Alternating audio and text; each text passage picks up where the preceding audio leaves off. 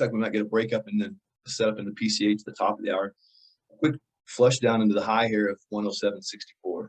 You know, so something like this, I'd be looking for 110, be like the max target. 108.69, I'd be looking for, be very careful with 110 max target.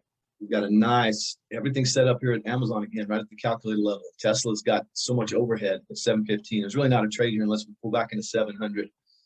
NVIDIA, there's really not a trade here, you know, unless we pull back into 215. Quick flush into 149.12. I wouldn't mind. I'd take this long again just for a range trade. You know, the possibility back to pre-market highs and maybe even 150.74.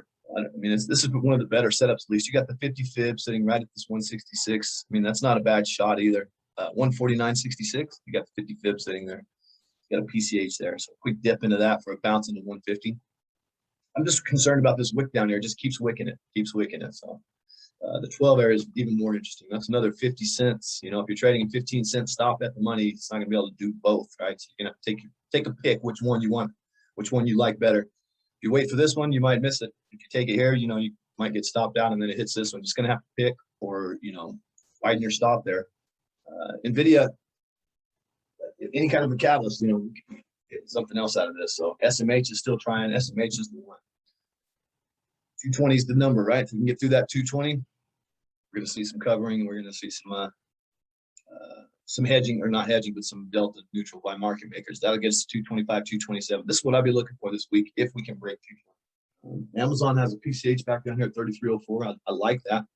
We can get through 33.15. It's about the only one I really like. The risk reward's decent enough to where if we can pull back into 33.05 and get a VPOC there, we could get just even a push into 20, and that's a decent payday, right? So this is one I'm going to be trading Amazon. I like to pull back into 33.04, 33.05. The only thing I like, we just hit the high end of the range, 18. You know, I don't know.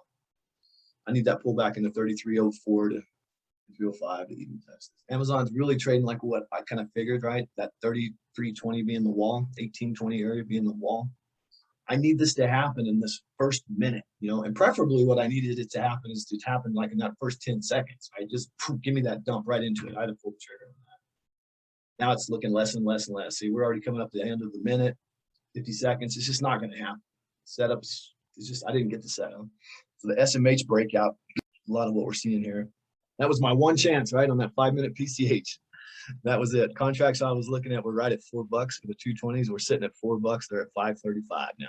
What a coincidence. 224.57 was the high of the hour. What a fucking coincidence. Love how these calculated levels are just like magnets, man. They just draw price. 224.70. I mean, look at that. AMD, we talked about, was the best setup in the morning, right? It actually gave the setup too, didn't it?